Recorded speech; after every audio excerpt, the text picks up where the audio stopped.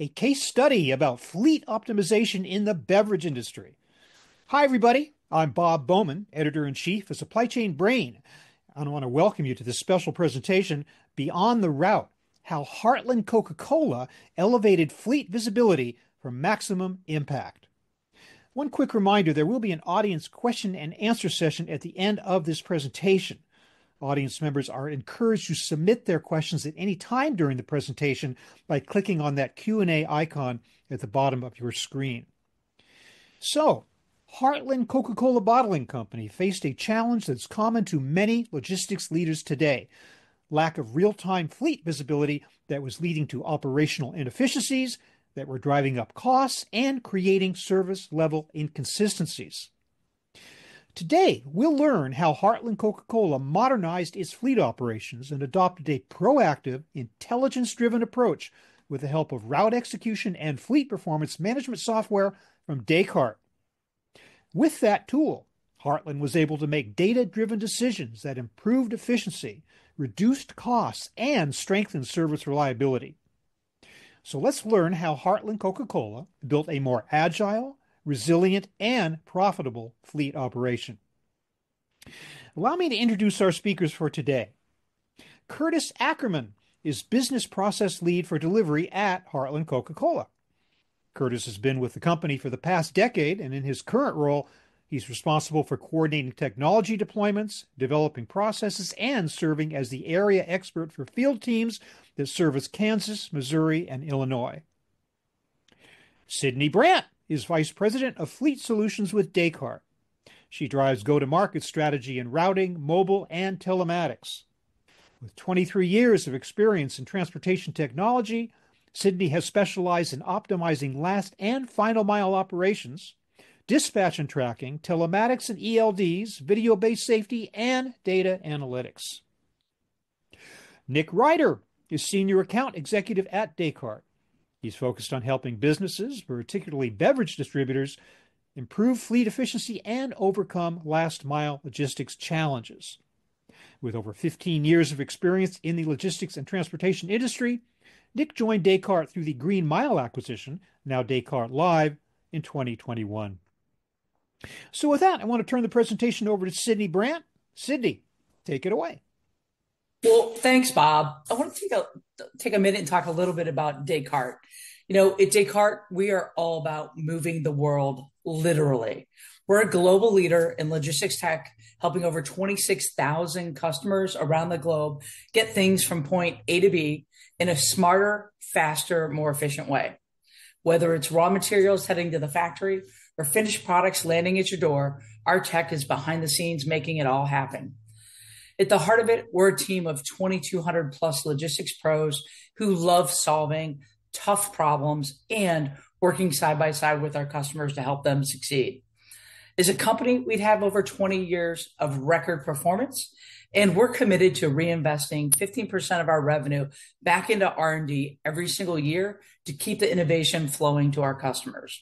At our particular pillar, Fleet Solutions, the delivery management platform empowers distributors to optimize routes, streamline dispatch, and execute daily operations with precision and confidence. We do this all while fostering real-time driver and customer engagement and also capturing valuable feedback to fuel continuous improvement.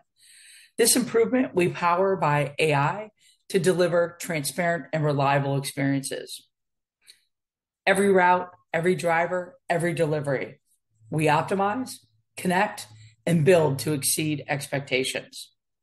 Now it's my pleasure to turn it over to Curtis Ackerman, who's going to lead our discussion today. All right. Good morning, everybody. I am Curtis Ackerman, Business Process Lead for Heartland Coca-Cola. I have been with the company for a little over 10 years. I've been in the industry for 20 plus years, working in various different roles, from warehouse to e-commerce, receiving, and obviously distribution. So in my current role, I helped coordinate any kind of technology deployments, process changes, and serve as the kind of expert for all that technology in those areas for all of my teams in the distribution centers. As said before, we do service most of Kansas, Missouri, and Illinois. This is kind of our territory here. So we have currently 18 distribution centers and a production facility. We were founded in 2016 by Junior Bridgman. He's a former NBA basketball player, successful business leader. And our success, we think, is rooted in our guiding principles, which is putting our people first, serving our local communities, and providing great brands to our customers and consumers. So as far as telematics goes, you may hear me sometimes here refer to Green Mile Live. Obviously, to already mentioned, it's Descartes Live now, but just kind of force a habit. So I just want to throw that out there ahead of time. But, in the past, our previous telematics provider, we got into telematics because we had to, right? Like there were certain regulations that said we needed a solution that was going to help us track our hours, our mileage, especially across state lines, things like that. So we got into telematics because it was a requirement. But then we were nearing the end of our contract with our previous provider, we asked ourselves, is there more that we could be getting from telematics? We're already paying for this solution. We have to have it, but is there something that we can glean from the data that's available to help improve our business? So we went into a search for a new provider with kind of some questions and some criteria that we were looking for on how we could utilize that data to make ourselves better. So, some of the previous stuff in terms of, tracking, we had basic tracking, like we could see where our trucks were and stuff, but it wasn't linked up to any route data. So you could see the driver's name, you see the equipment, you could see where they are in real time, but it wasn't giving us a whole lot of other options besides that. In terms of our pre-trip and post-trip inspection, we had a single question in our previous, situation where it was just, is your truck safe? Yes or no? Which is very basic. And we know that drivers have to go through certain trainings and licensing in order to know what things to look for in a pre and post-trip inspection.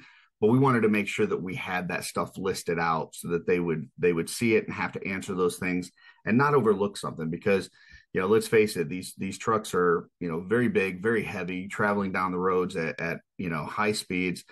And, all it takes is one mistake to, ruin the lives of one of our team members or somebody else on the road. So we wanted to make sure that we were taking the proper precautions there. And then I already kind of mentioned the reporting was very limited. So what we did was, as a company, we got together several different departments. We got the key stakeholders together and said, hey, if we were looking for a new telematics provider, what are the things that are important to us? What are the have-tos? What are the things that we absolutely need to have?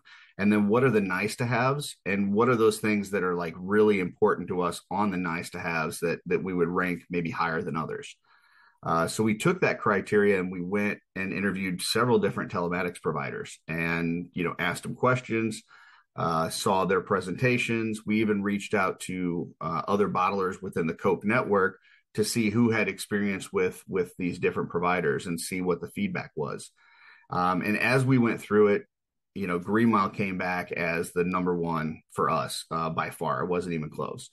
Some of the things that we were excited to get into with the Green Mile was, number one, that multi pre and post trip inspection through we married up the Geotab and Green Mile together, but through that Geotab app, we're able to get that multi-point inspection where, not only can we have all the questions listed for the team members to go through, but we have certain things that can actually sideline a vehicle. So if they answer no to something, that something isn't safe, depending on the severity of that thing, we could have it to where that sidelines the vehicle and they can't take it out that day. And it can't go back into service until somebody from fleet has released it. So that was really important to us. We had recently, before we switched telematics providers, we had started to put in Lytx dash cams. So we wanted something that was going to work well with that system. We didn't want something that was going to conflict or have problems. We didn't want drivers to have to log into multiple systems. So that was important to us. And then one of the big rocks, one of the big kind of wants for us was plan versus actual data. This is like, the grail for us. This is something that we've been wanting for a while. because in the past, a lot of the stuff that we did in terms of planning service times, mostly for individual customers, was based on feel. You would have a driver say, "Hey, I don't think they're giving me enough time for this." And that would go to a supervisor and they would tell them a few times. And then the supervisor would end up passing that off to planning, and they may add a little bit of time to it or whatever, but it was all based on what, we felt like it needed to be. Now we're going off of real data. So now if you've got a certain outlet that, let's say you've serviced 10 times over the past couple months, and each time you've planned for around 45 minutes, but each time it's also taken an hour and a half, and you've already looked at the performance of the driver, of the location, there's not anything weird going on that's making that time extended, that you can remove obstacles or whatever, then we can look at that and we can adjust that plan time to make it more realistic, because we want to make sure that our drivers, when they come in and they look at their route and it says, let's say 10 hours, that they know that that's an accurate number. They can call their family and say, "Hey, I'm going to be home in about 10 and a half hours or whatever." We didn't have that before. So that was really important to us. Geofence accuracy, obviously that's something that you need to, make sure that you have. That's kind of a have to. And, just making sure that it's tracking correctly when we're in the right locations. And then the last thing on there that was a real big one for us was fleet tracking and reporting, and mostly here talking about fleet utilization. So do we have the right equipment at the right locations at the right time? And this was huge for us, because once again, a lot of the things in the past were based on feelings. We would have people reach out to our fleet department and say, "Hey, I'm running out of this equipment every week, and I just feel like we need, 2 more trucks or 3 more trucks," or whatever the case may be. Now we're able to look at it and say, "Well, yeah, you're running out of bulk trucks every Friday, but you've got 2 sitting Monday through Thursday. So maybe you just need to even out your volume throughout the week. Maybe you need to run night routes." Or it could be a situation where somebody has, they're using all their liftgate trucks every day, but they've got 2 side load trucks sitting, and another location a couple hours away has, extra liftgate trucks, but they're short on side loads. And now we just shift those resources from one location to another. So it's allowed us to look at our fleet in a different way, and, make sure that we're not just buying new trucks because somebody has said that they think they need it. So, going into it, after we decided that we wanted to go with Green Mile Live, now Descartes Live, we made sure that we talked to several of the Coke bottlers that were already using it. And we asked them, "Hey, what's something that you wish you knew going in, or something that you wish you would have done a little bit differently when you first started up with them?" And universally, it came back driver compliance, making sure that your routes are starting correctly and make sure your stops are tracking correctly. That was number one thing across the board. And so at the time, we had 17 locations to roll out. We've since added an 18th. But when we did it, we wanted to make sure we were very strategic about making sure that the drivers were doing it correctly. So we talked before with the lytics part that we didn't want them to have to log into multiple systems. We have a very simplified login that they helped us with, where the team members just log into GeoTab. They put in their tractor, trailer, and shipment number, do their pre-trip inspection, and then after that, they don't have to touch anything the rest of the day. It just tracks it all. And then at the end of the day, when they get back, they do everything in reverse. Post-trip inspection, remove the shipment, remove the trailer, remove the tractor. So when we did this, we started with a pilot location, and then we started rolling them out about 2 facilities every couple weeks, and made sure that as we went through there, that drivers were first trained ahead of time. They knew how to do this. So one thing that helped a lot with that was GeoTab has a PC version that you can practice. You can pull up like a sample to log in on a big screen and do a classroom training, or you can take people through it ahead of time and just show them what that looks like. We created some visual aids for all our drivers that we posted in all the areas on what the steps are to log in, what the steps are to log out, as well as the pre-trip and post-trip process. And then probably the biggest thing with route compliance was creating a compliance log, so that each day when we rolled out a new facility, for the first few weeks until they got up to the goal, which for us was 90% on route compliance to start, Each day they had to look at, are all my routes started? And if they are, great, but most likely at the beginning they weren't. And then try to determine why. Did the team member put in the wrong truck number? Did they put in the wrong shipment number? Did they not do any of it at all? And it's really getting that driver compliance piece down first so that you make sure that that route's starting. Because let's face it, all the reporting in the world doesn't mean a darn if you're not starting off right. If you don't actually attach the shipment to the route and make sure the driver is on there, it's bad data in, bad data out kind of thing. So we wanted to make sure that that's going first. So route compliance was number one. The next thing was stop compliance. And this is just making sure after, your drivers have logged in and your route is on its way, are the stops tracking the way that they're supposed to? So this required a lot of partnership between our distribution supervisors and our planning team.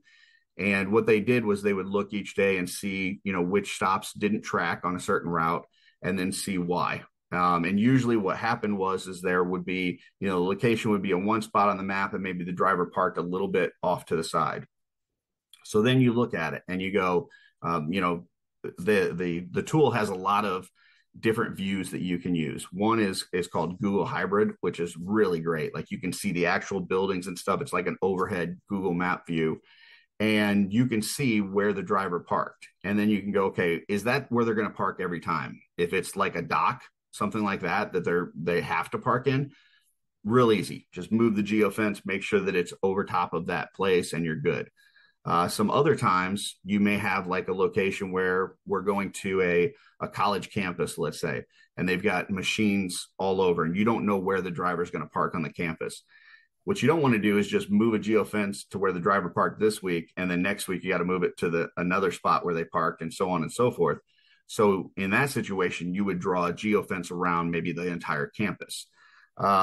So we worked on that for about 2-3 months after rollout to just make sure that stop compliance was in good shape. We had the geofences in the right area, and once we got that up to where we wanted it, then it's like, okay, now let's start looking at the reporting. Let's see, what this stuff is telling us. But I would say that those are the two things starting out that you really want to get down. Are your drivers starting the route correctly?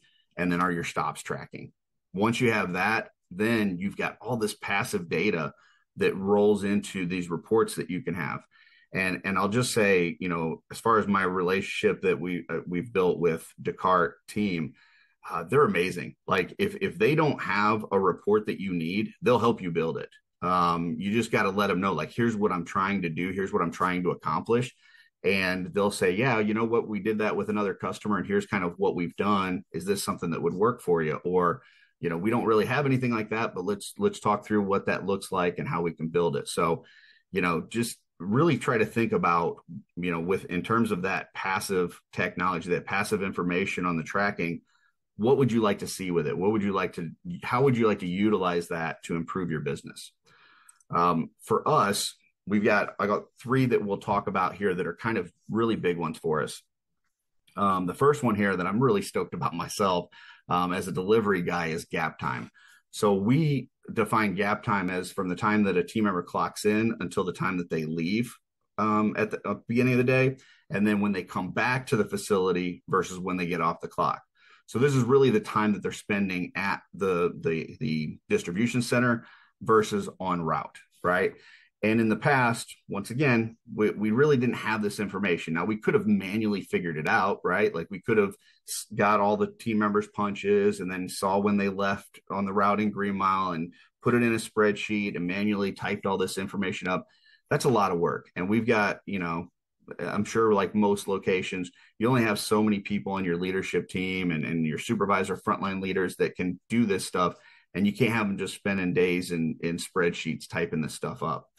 Well, with the information that we were getting from Green Mile, we were able to partner with them and pull in our time punch data from our workforce system and marry that up with the Green Mile information to give us this information. And we found some interesting things right away. One is that a lot of these different distribution centers are different. They have different times based on their own setups. You've got certain setups that are drop sites or cross docks or, wet versus dry DCs. You've got some that are union locations, some that are non-union, some that use different equipment because the customers they service are a little bit different. So based on all that, you may have some differences in this gap time, the starting gap time and ending. And it allowed us to see where everybody kind of sat. Before we had this information, we were planning a 30-minute gap time at the beginning and at the end. And that's just because 20 years ago, we threw a dart at a dartboard and it landed on 30. And we were like, okay, that sounds good. Let's go with that. But as you can see, looking through here, when this was pulled up, our average starting gap time was 37 minutes. Our average ending gap time was 28. But if you look across the board, you got some bars up and down there because not everybody's equal.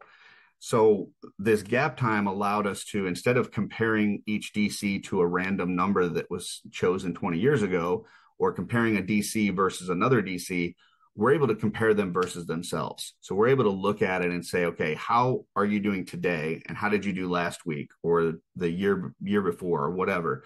Are you making improvements? Because then there's a drill down function that you can actually look at each individual team member and, see, maybe your average is 30 minutes starting gap time, but you got one team member that's an hour every day.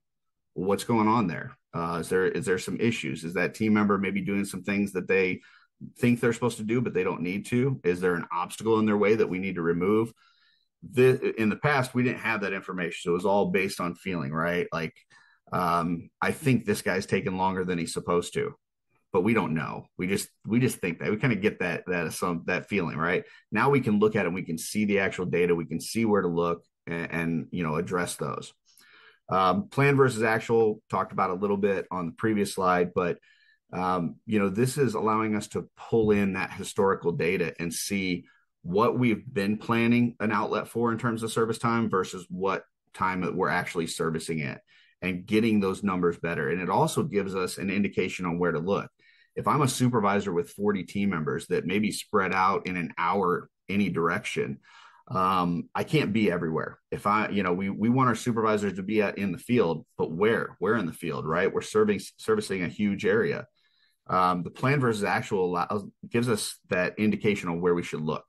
If you've got, maybe you've been servicing this outlet for a while now, and it's been 45 minutes each time, but a new driver just took over that route and he's twice that. Well, why? What's going on? Is there something that he's doing differently than the previous driver? What's going on? It allows us to know where to look, and we can send somebody out there and observe what's going on. And then fleet utilization, we talked a little bit about, but it's really just, tracking those trucks, making sure that, we understand how they're being utilized, where they're being utilized, and making the right decisions based on that. Let's face it, these things are very expensive, and we don't want to just, be buying equipment because we think we need it when maybe we don't. Another thing with the fleet utilization that's helped us, we've introduced a lot of what we call small market vehicles. They're vehicles that don't require a fully CDL driver, which has helped us a tremendous amount because, as many of you know, CDL drivers are getting harder and harder to come by. It's just not a profession that a lot of kids coming out of school are saying, hey, yeah, that's what I want to do. So we're getting kind of an aging staff when it comes to our CDL drivers, and the work is still there, if not growing, right? So we need to find other alternative routes to market, and those small market vehicles have helped us in that area.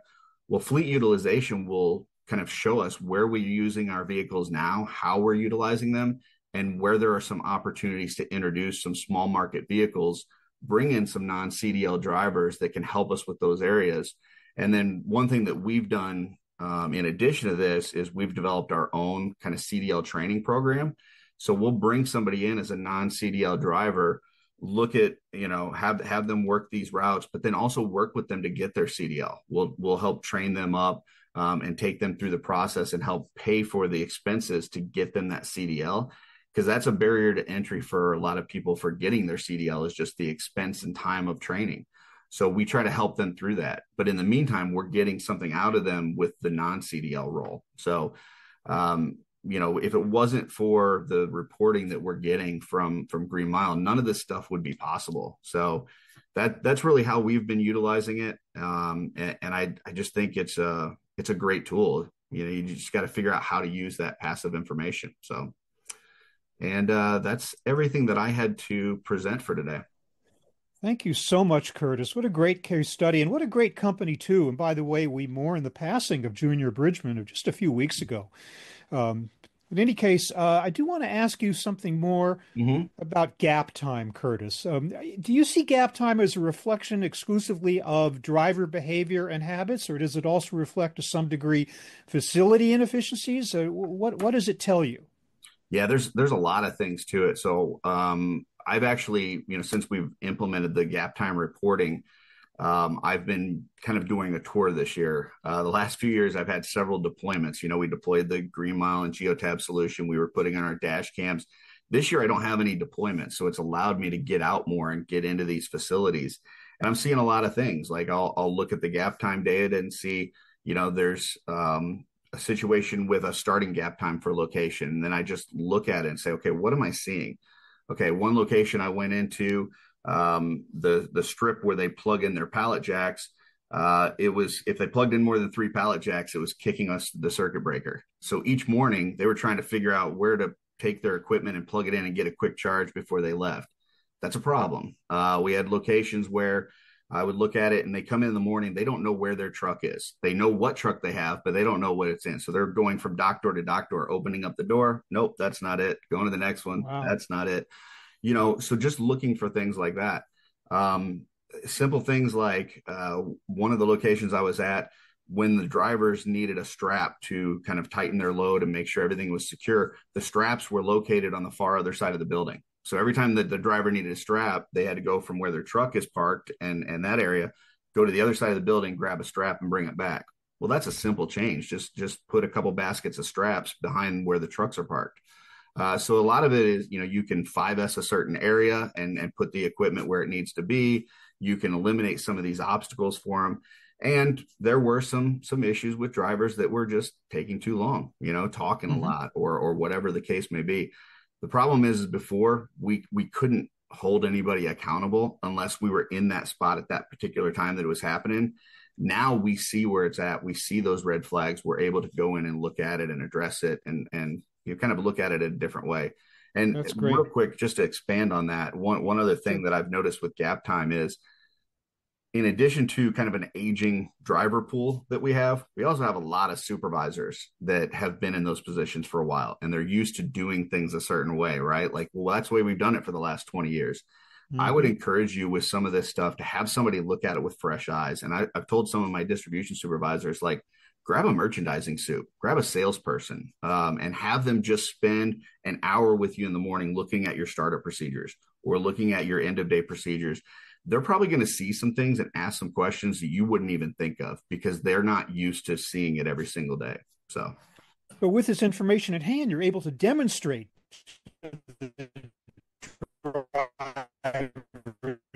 the facilities just where the problems are, as opposed to some general idea of we need to make our driver. It has given you the basis for that data that allows you to make those changes. But do you see the opportunity for even further reduction and overall improvement in efficiency, further reduction in gap time? Are there more opportunities going forward? oh yeah, absolutely. So, like I said, I'm going visiting each location. I'm making some observations and recommendations, and then from there, I'm working with them to make sure that they're seeing that reduction. Now, we understand that all gap time isn't bad, Hmm. right? Like if in the morning when you're doing a pre-trip inspection, that's important. You need to do that. You can't just skip that. So there's certain things that you need to do. But how can we make sure that we're the Yeah. most efficient with that time? You have better fleet utilization data. How are you using that to shape decisions around route planning, around asset management, and even staffing at Heartland? Yeah. So like I'll talk about the staffing first. I mean, the way that we've utilized that fleet information and been able to see where we're utilizing these things allowed us to add these more small market vehicles and, bring in some more non-CDL drivers and help train them up to get their CDL. So that's helped out a ton with that. And then, as far as plan versus actual data and using that route information for that, we're able to get more accurate data on that end. And then for the actual fleet itself and the trucks, like we're able to make sure that we have the right trucks in the right place at the right time. And some of that is just switching from one facility to another. Some of it is evening out the sales volume from a delivery type perspective. So it may not be a number. Maybe you're delivering the same cases every day, but one day you're delivering more bulk, and one day you're delivering more on liftgate equipment, and one day you're delivering more on side load. And it's really evening out that flow of volume so that you can utilize your equipment to the best of your ability every single day. Mm-hmm. Okay, so rolling out technology across 17 locations in 2 months, and now you say 18, that is no small task. So what advice would you give other organizations who are preparing for their own large fleet technology deployment, especially when it comes to things like driver adoption and compliance? Yeah, I think you really got to make sure that you're getting buy-in from your local leadership teams and your frontline leaders so that they can get the buy-in from their drivers. Make sure that you train appropriately. Make sure you have, they first know what they're supposed to do, right? And then they care about why they're supposed to do it. You help them understand why it's important. And if they know how to do it and they care about it, they're going to do it. It's pretty, I know that makes it sound pretty simple, but that's really it.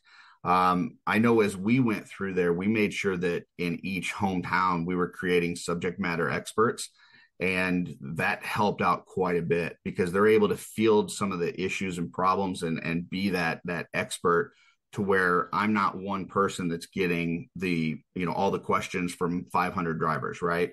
It's being funneled through some of those subject matter experts before it gets to me. Okay, at this point, I'd like to bring the audience into our discussion. We already have some audience questions that have been submitted, and we encourage audience members to continue to submit questions throughout this part of the presentation, and we'll get to as many of your questions as possible. So let's bring everybody in here. Sydney and Nick and Curtis all come on screen so we can address some of these questions. And let me start. Actually, I do have a question for Curtis to start with. And again, it has to do a little bit with this gap time per driver, leading to major cost savings to the extent that you can actually improve it. The questioner is saying, what strategies have helped Heartland Coca-Cola build a culture of accountability around time on task? So our kind of best practice that we've implemented since we've put the gap time in place is to pull it up each week as a supervisor, pull up your gap time each week and look at it for the previous week and look at your top three gap time for starting and top three for ending and see what you're seeing. Are you seeing the same team members come up over and over again? If so, that may be an indicator that you need to spend some time with that team member and see what they're doing. You may see a particular day of the week that's an issue. Maybe there's maybe on Thursdays you have a check-in problem where your docks are being taken up by receiving trailers, and so your drivers can't back in to get stripped or whatever the case may be. So by looking at those kind of outliers each week, it really helps you bring that down because you may see, like I said before, like you may see something where your average is 30 minutes, but you've got, a certain driver, a certain day of the week where you're seeing 60 minutes. Well, if you can bring that 60 minutes back down to a reasonable number, your overall your average is going to drop. And that's what we're talking about, because then you're saving money because, a lot of times these drivers may be on overtime and you're paying them, pretty big bucks. So if you can get them off the clock, even 1 minute earlier, you spread that out across your entire organization. That turns out to be a lot of dollars. Okay. Here's a question for Sydney over at Descartes. We're talking about the fact that Heartland's success is very much dependent on having clean, accurate data flowing across systems. So as companies are looking to become more data-driven, Sydney, what best practices are you seeing for ensuring data quality, especially when we're talking about route planning, payroll, driver apps, stuff like that? Well, we all know the old adage, right? Garbage in, garbage out. Clean, accurate data is critically important. And we see all the time there's a big gap between data and clean data. It's hard to manage. We all know that. There's a lot of moving pieces. But I always say there's two key ways that companies can really prepare for technology. The first is really start a data initiative with the goal of getting clean, accurate data. You have to make some decisions. Where's the master data going to be kept? You have to start to engage with not only sales, but your drivers and customer service to collect accurate information on open close times and time windows, as well as perhaps even preferred drivers and preferred equipment to service that particular location.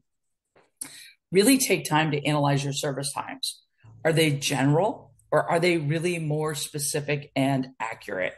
I think this is one of the key areas that often gets neglected and overlooked and either increases the time of your route significantly or underestimates the actual amount of time it will take for you to run those routes.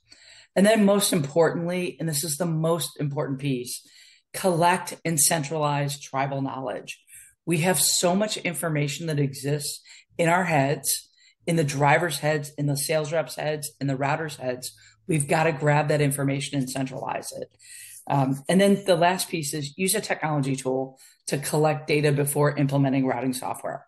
And I know this might sound counterintuitive sometimes, but you can use a tool in conjunction with telematics or a mobile application that runs passively in the background to really get more accurate information about, hey, the GPS location, so that geocode, if you will, a latitude and longitude, or how long that service time takes.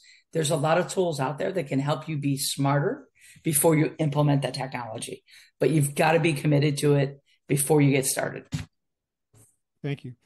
So, Nick, this questioner is noting the tendency of the beverage world to experience quick shifts in fleet needs between seasonability, product demand, customer needs, etc.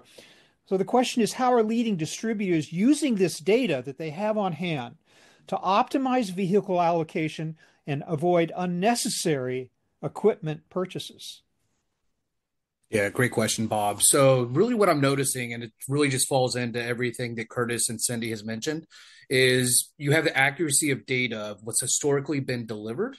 So what you're able to do now is start to take all of that data that is now clean and accurate and then start to look at your fleet buy, right? Do I need side loaders into my operations, or can I potentially move those over to box trucks, for example, to what Curtis had described, having instead of CDL Class A, you can switch them to other, drivers that maybe reduce cost for the hourly rate on top of they're easier to hire overall. So, what I'm really noticing in that space is they now have factual information that now you can start to use that information or the data into, say, like a strategic routing tool to know, like, hey, if I take out, say, 10 side loaders out of my operations, how can I feed that back based off of the utilization that I've done historically for the last 6 or 9 months? So maybe I replace some, say, side loaders with 53 footers, right? Bulk style delivery.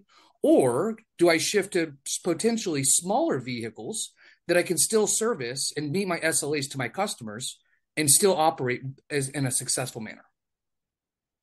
So I think that, I think that's one of the pieces, right, is being able to leverage the data you're collecting, being able to use that into your strategic planning solutions, and then also looking at your fleet buy in the future, right? Like you can't just go buy trucks nowadays, today for tomorrow.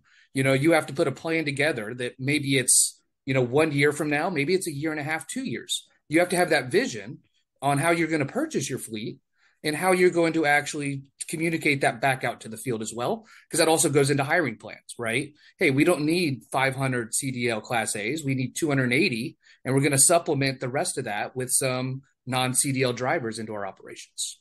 Mm-hmm. Thank you. I think maybe this is another one for Curtis. The question is, can you talk about who was motivated to adopt this solution in the first place?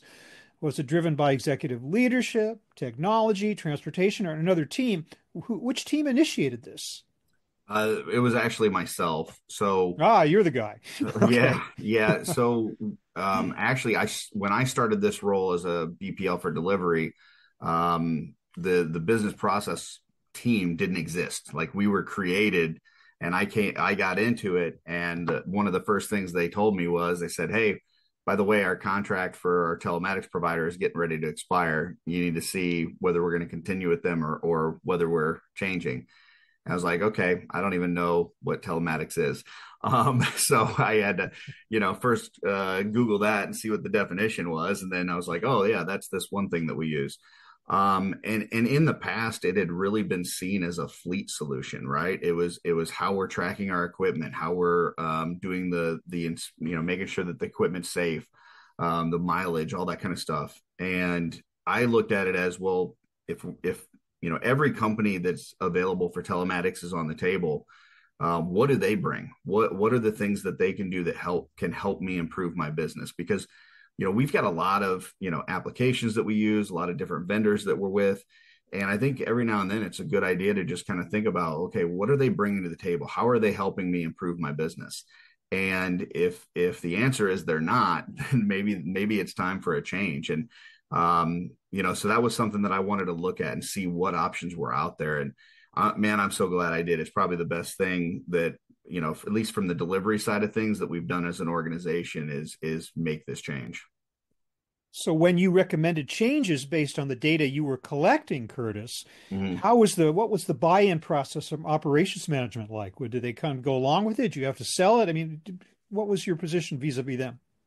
Yeah, I mean, one thing I made sure that I didn't make any decisions in a silo, right? Everything that, like, even that criteria sheet that I was looking at earlier that we looked at as far as what's important, I talked to sales, I talked to merchandising, planning, fleet, executive leadership team, and I said, hey, here are the things that are important to me. What's important to you? What would you like to see out of a telematics provider? And those were all the things that we looked at. So by doing that, I was getting everybody engaged right from the start because they were, putting in the things that they wanted to see with it as well.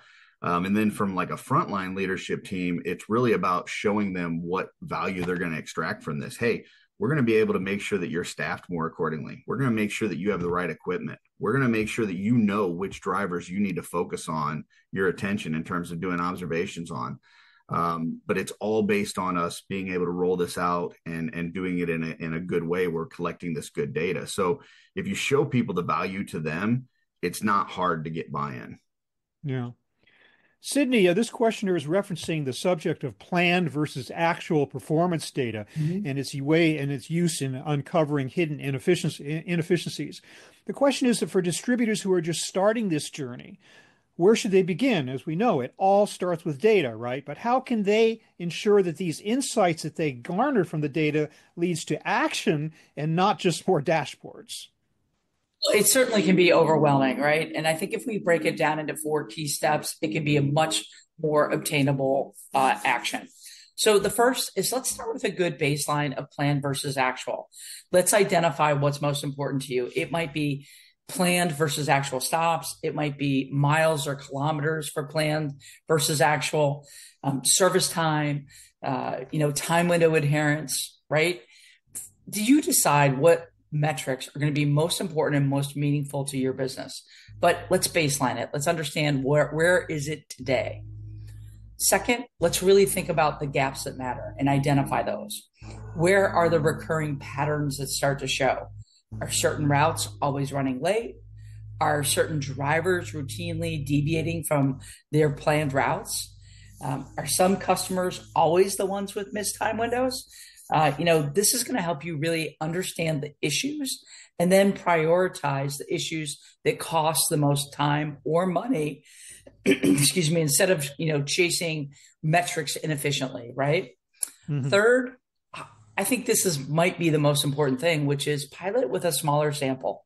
Don't try to boil the ocean. Don't try to do the whole company at once. Pick a small region or a small subset of routes, and go deep on the data. It's a lot easier to go deep on 20 routes than 200 routes, right?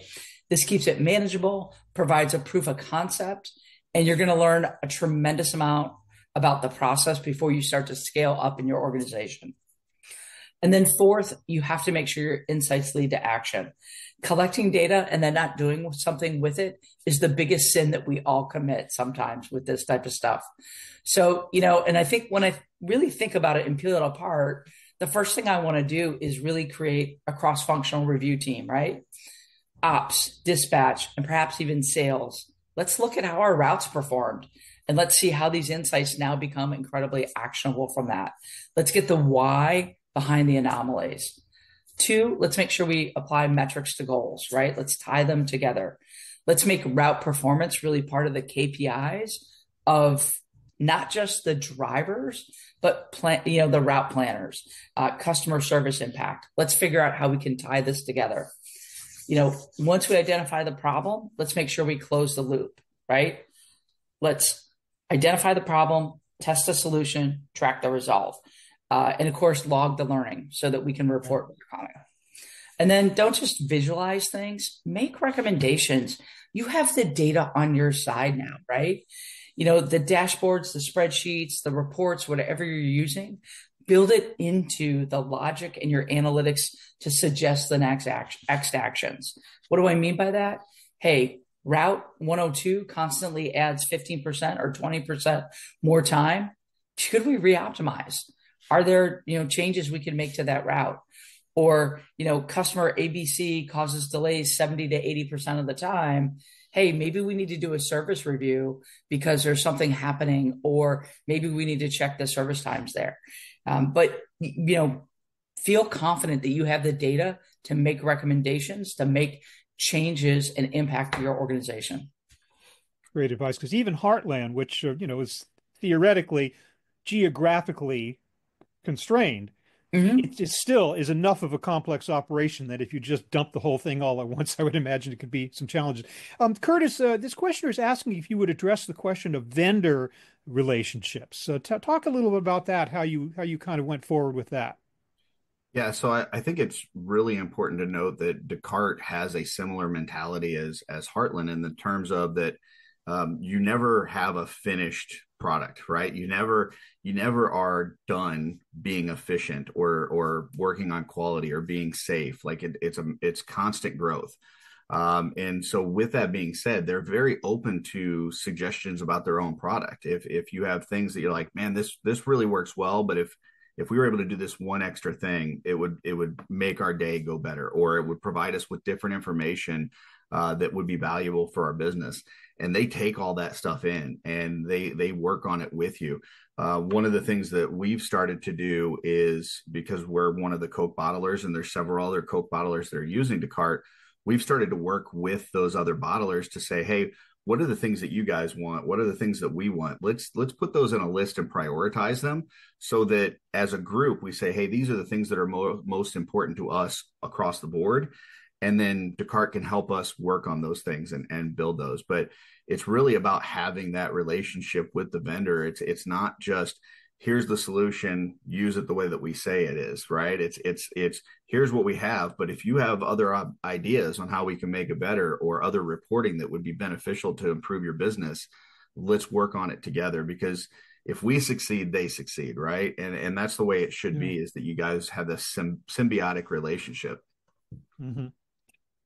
A question about change management, which I think sometimes has got to be the first question in any talk about technology adoption. It's often the toughest part of any operational rollout, for sure.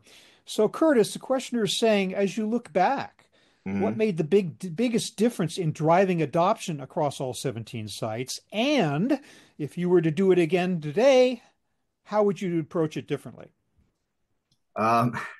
So I don't know if our organization is unique in this. Maybe it's across the board, but it seems like if something's important to your boss, it's important to you, right?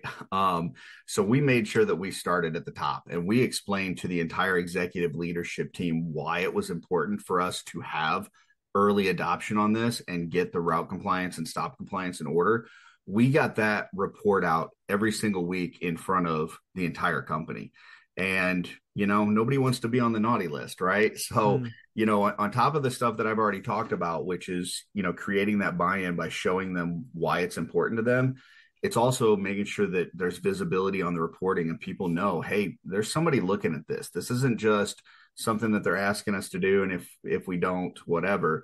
I remember I had a manager once tell me, if there's anything you don't like doing, stop doing it and seeing if anybody notices, right? and if they don't, then maybe it's not that important. So I think with this, we were getting that information out there every week. And if somebody was falling below, their boss was asking questions, not beating them down with a hammer, but saying, hey, why didn't we hit this? And what's going on? Where are the opportunities? and how are we addressing them. And that really helped to, kind of move things forward. Yeah. Okay. Well, boy, this has been some great insights and a great case study about Heartland Coca-Cola. Thank you so much, Curtis, for that. And thank you, audience, for your attending and your great questions. Unfortunately, we are just about out of time. We have time for one final question. I'm going to pose it to each of you. Here it is. What is the single most important shift that distributors need to make now to stay competitive? And if they don't act, what's the real risk over the next 5 years? Curtis, you start. I think it's asking yourself, what can telematics do for you, right? It's not just the have-tos, it's how can it improve your business? And you have to seriously look at your business and talk to your peers and ask yourself, what is it that they can do? What is it that passive technology can do to help us improve? Because if you're not improving, you're not using this information, you're going to fall backwards and other people are going to surpass you. And yeah, that's not good. So, Yeah. Okay. Nick, what do you have to say?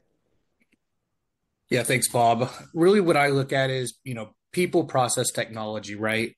And I think, when we've hit on this call today, it's the change management aspect. And are you ready for change management? Like when you look at your company, are you looking inwards? And are you able to really look at it to say, yes, we can enable this technology? Or do you need to start leveraging other departments? Maybe it's HR to put plans together to help you, right? To ensure that whatever you're going to do from a technology standpoint, you have a change management thought process enabled so you can actually successfully deploy.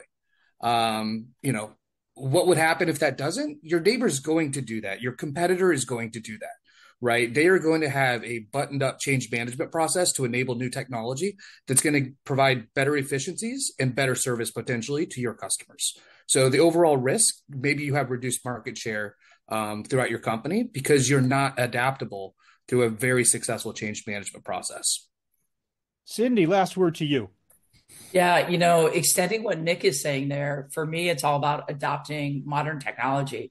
Technology has moved faster in the last 5 years than it probably has in the last 15.